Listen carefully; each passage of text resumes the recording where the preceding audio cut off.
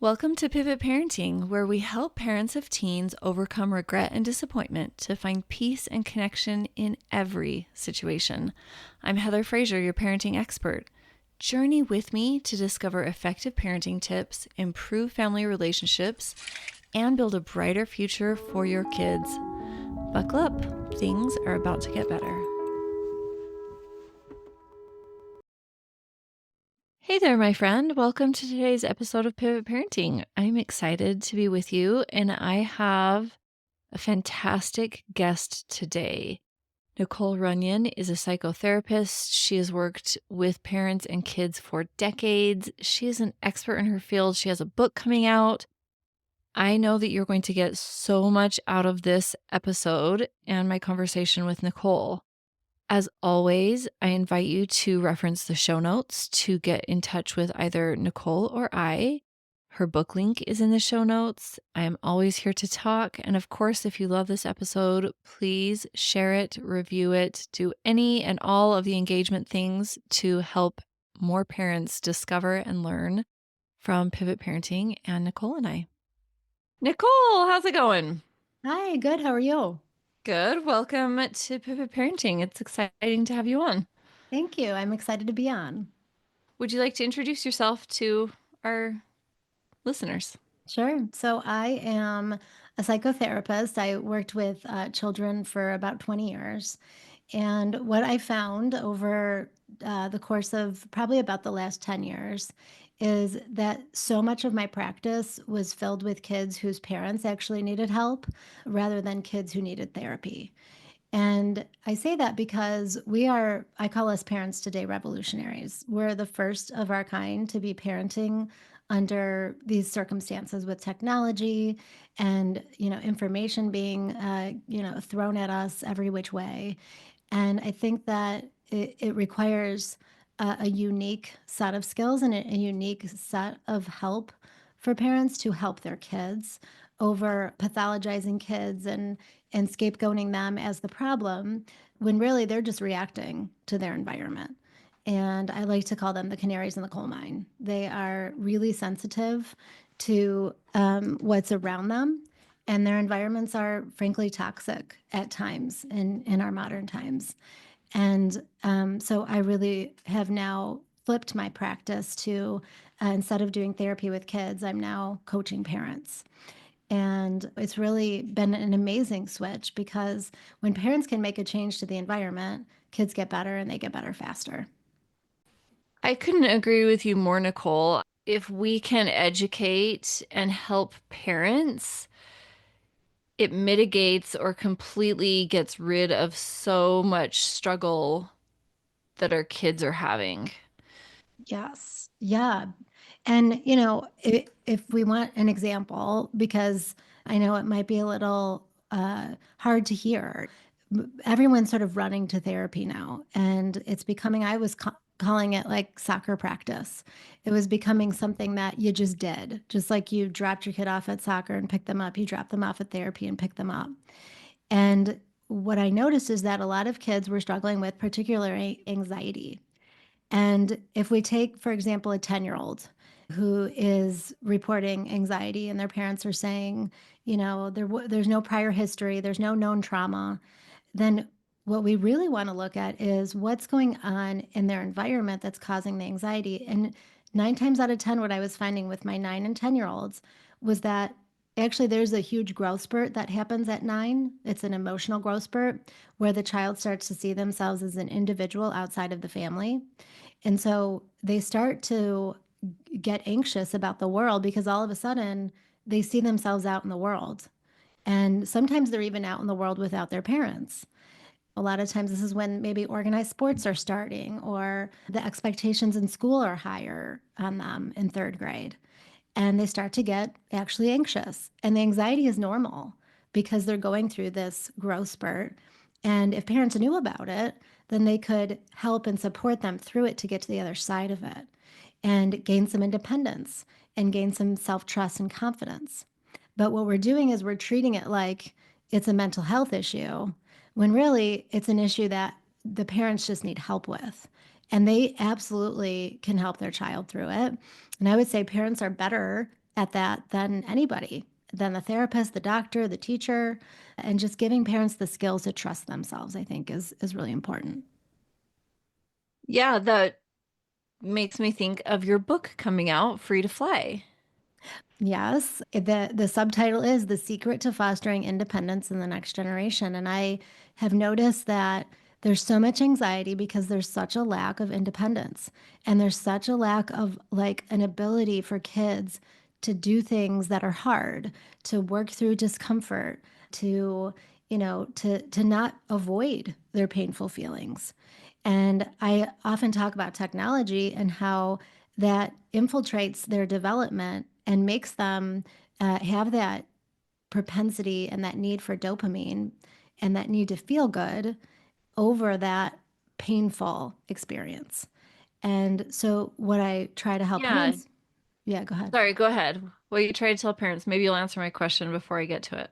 Okay. Yeah. So, what I try to tell parents about that is let them be uncomfortable, let them have those painful feelings. And mind you, I'm talking about kids that are without known trauma. So, I'm not talking about kids who like have experienced something, abuse and neglect, domestic violence, substance abusing parent.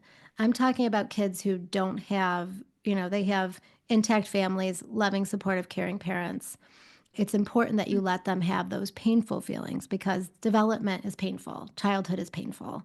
Right. So if I'm hearing you correctly, you're saying, let's say your seventh grader comes home and everybody decided that they don't want to be their friend anymore. They lost their friend group. And instead of just sitting down and playing video games, like the video game rules should stay how they are, and we should allow our child to experience the pain that is junior high and teach them tools and resilience and strength instead of allowing them an out. Yes, that's exactly what I'm saying. Yes. Okay. I just wanted to put that in real time so that we can get concrete examples.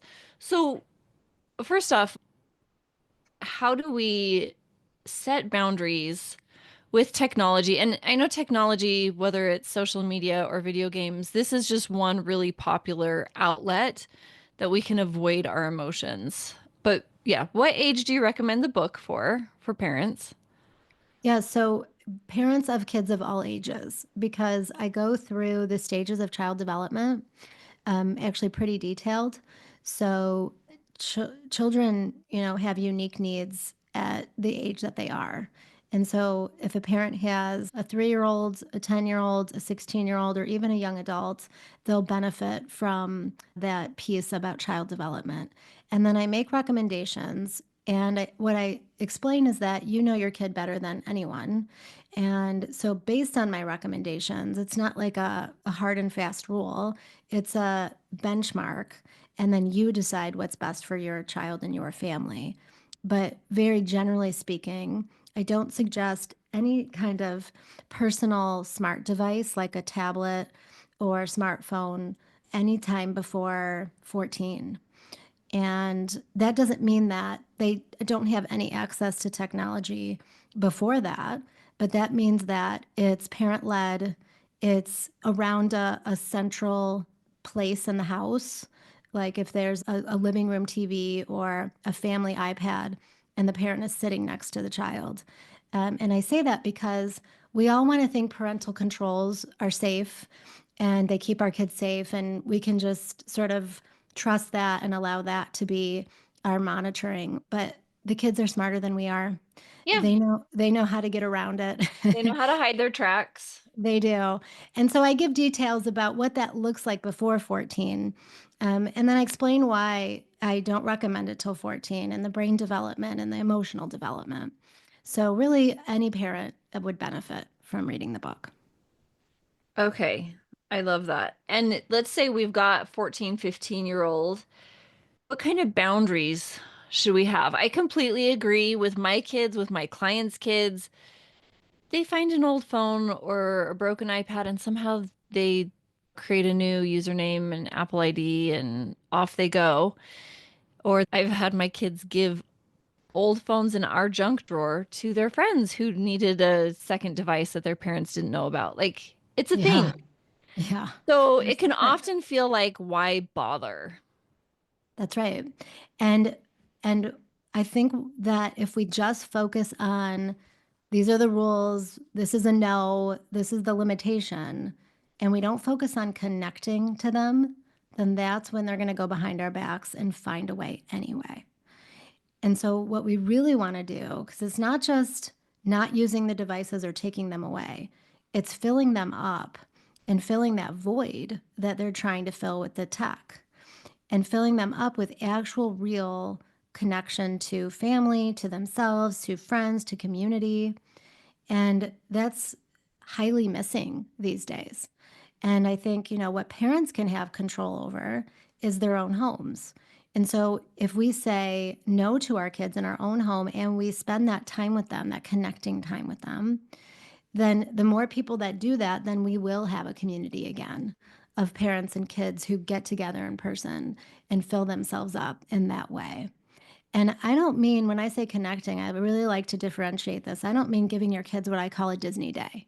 It doesn't mean you have to have the day off of work and take them to the circus and, feed them junk Yeah, food we and aren't make them supposed to happy. entertain them 24/7. Yeah, exactly.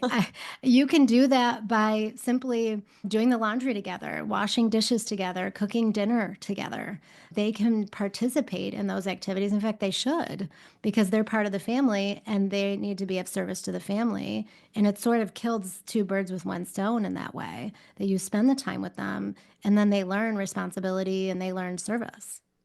Yeah, our children need to understand grit and hard work and contribution. That's good for their self-esteem. Yes, absolutely. So, what I'm hearing is that parents need to put their phones away. Oh, yes, Heather.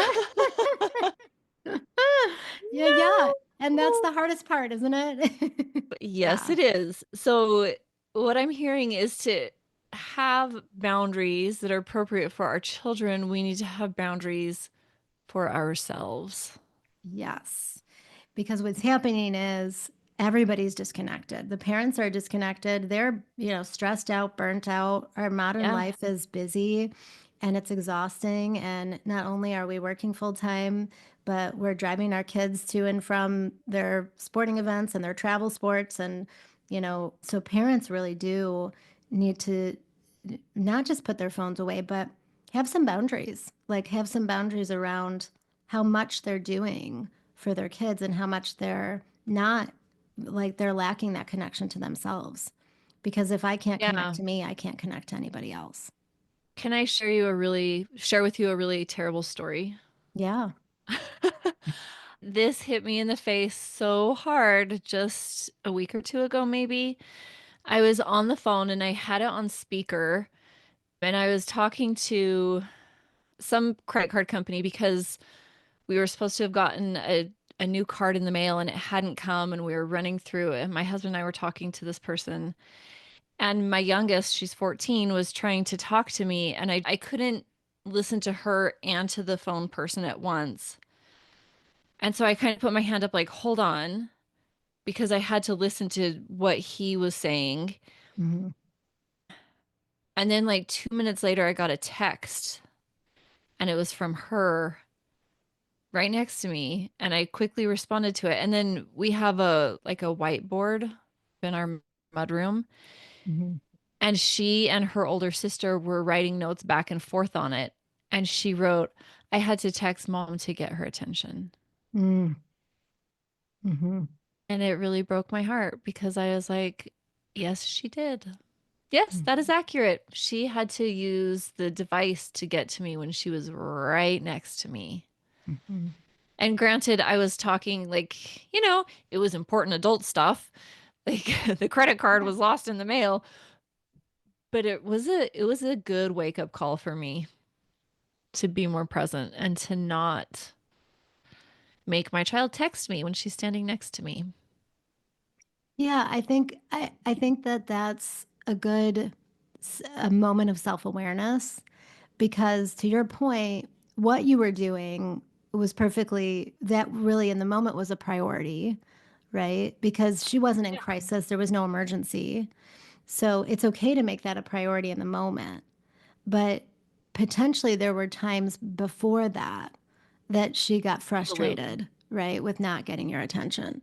So it's really a matter of we want to kind of go back to, the 1970s and 80s where like our parents, it was perfectly okay for them to tell us, "Hey, we're doing something adult right now. You go do something on your own."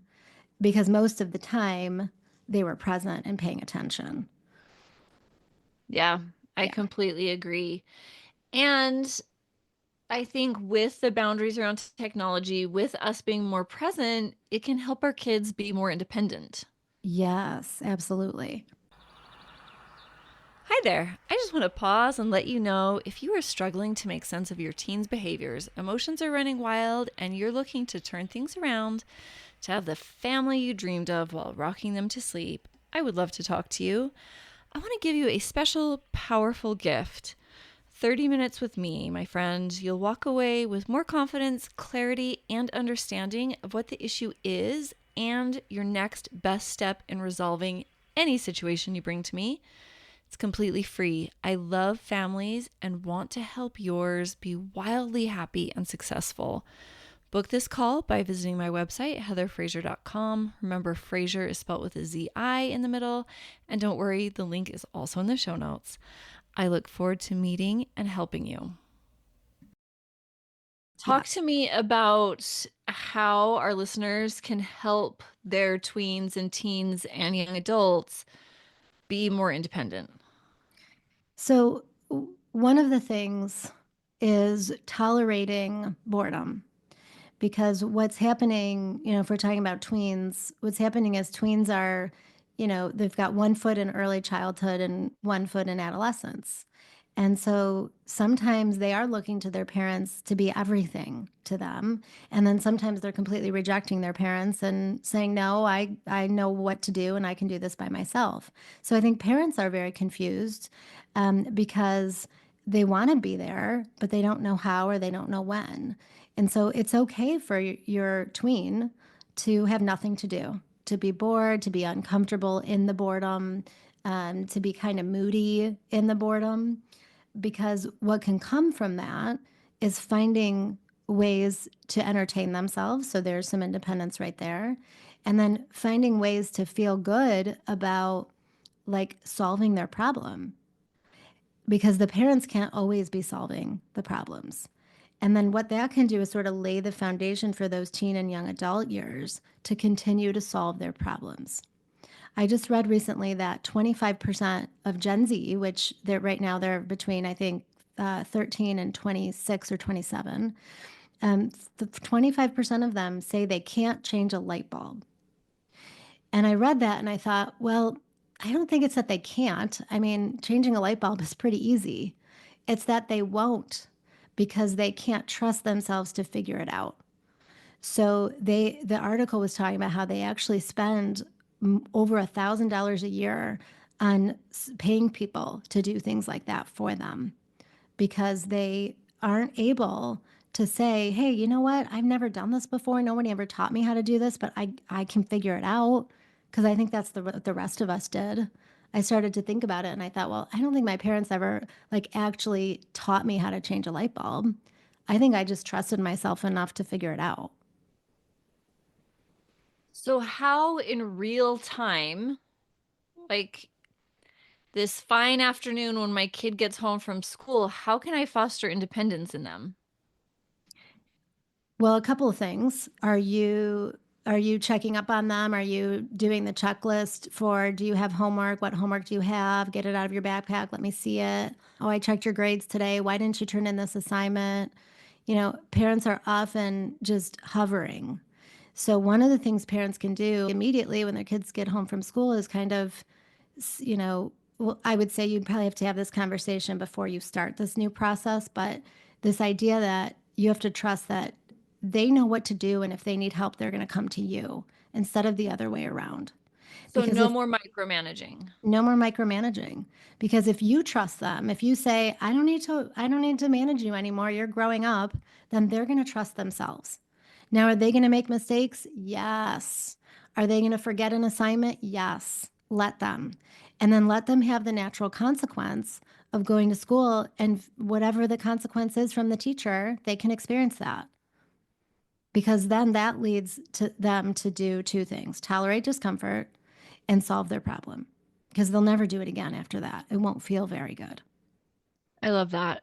When we're trying to go through this process, I've noticed that with some of my kids and some of my clients, they want us to continue to micromanage. So, how can we set boundaries and help our child not want our active participation in things that they're fully capable of? Yeah, I think that's going to require everyone to be a little uncomfortable. So it'll be like a Mhm. transition period where the kids are going to be squirmy and want the help because they don't want to do it. And the parents are going to have to sit on their hands and say, oh, I really want to help, but I shouldn't and I can't. And they need me. They need you as the parent to be the strong one and say, hey, this is good for all of us.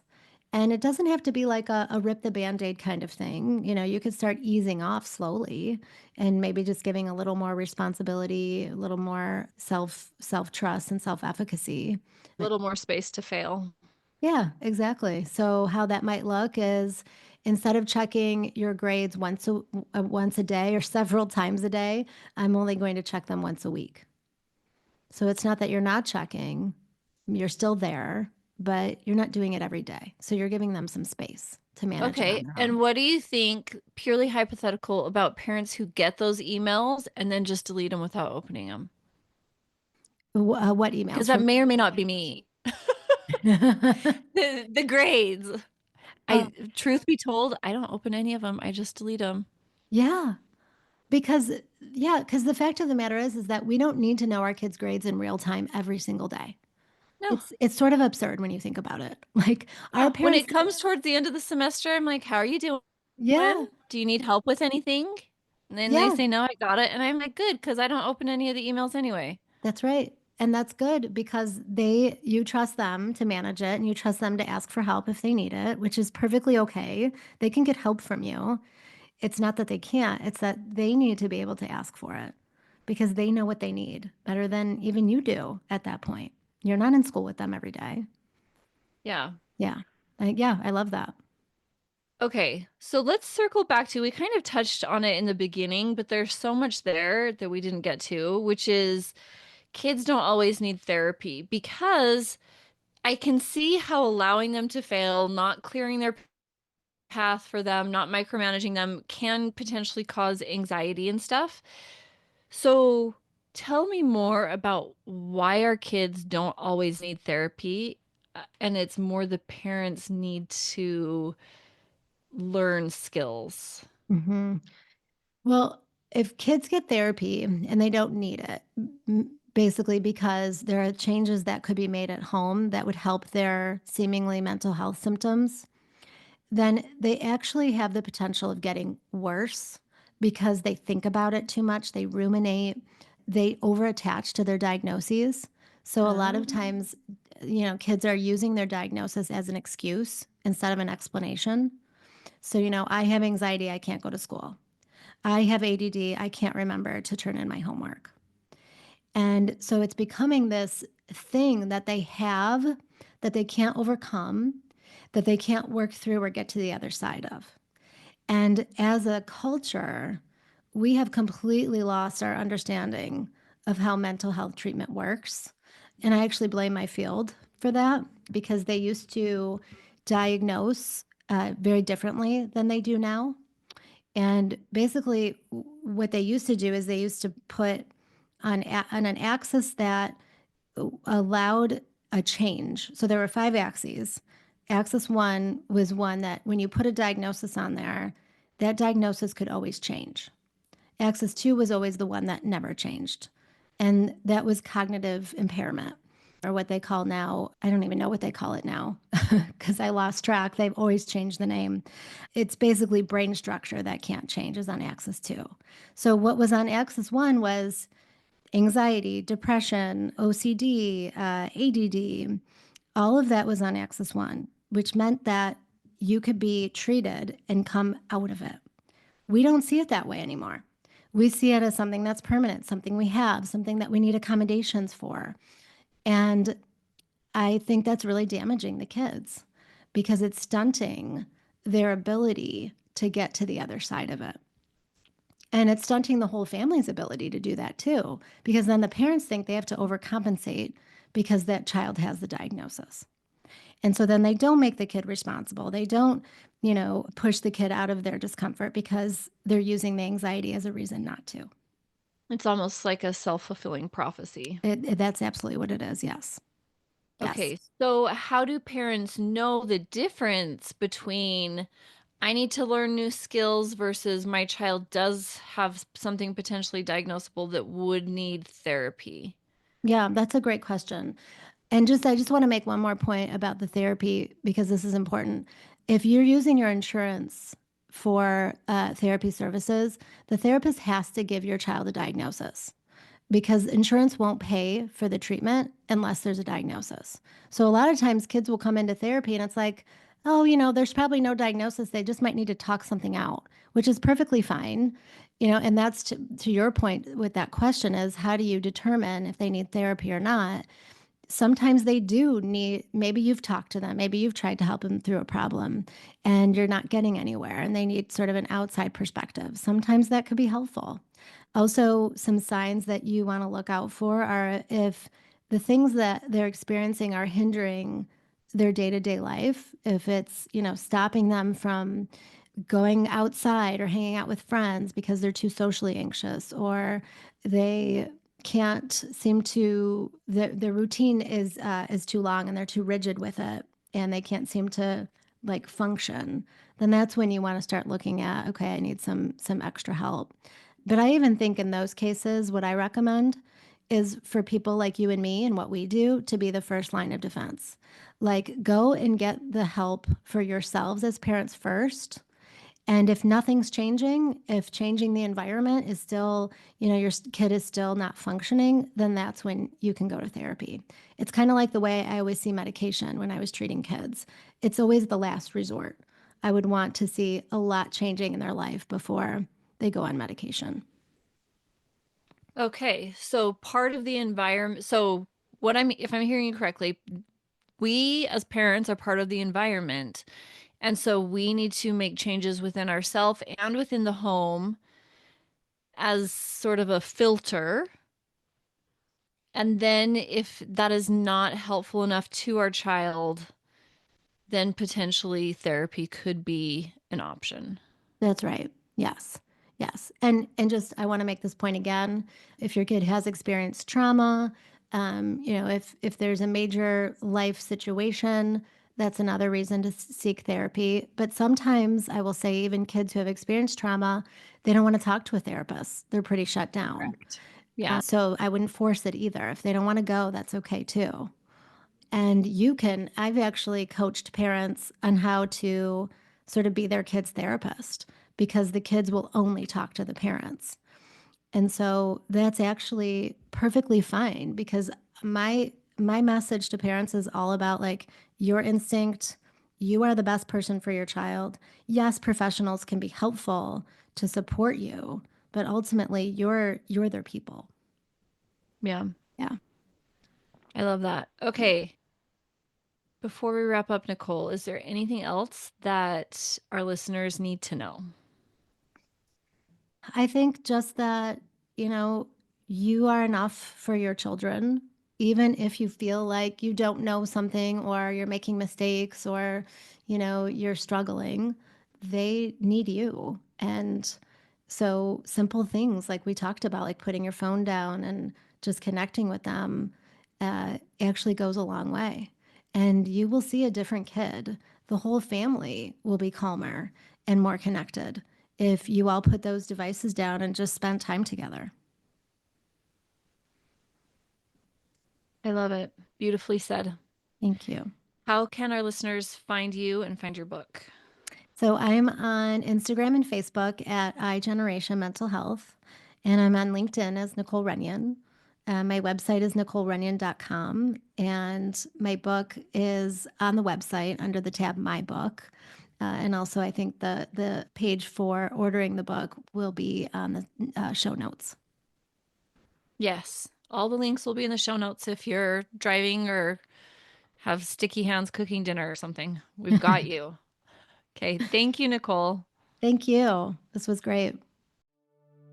Heather is the one, an expert in the field. She knows her parenting stuff, including how confusing it can be. You've tried it all, and it's a lost cause. Crying in the closet 'cause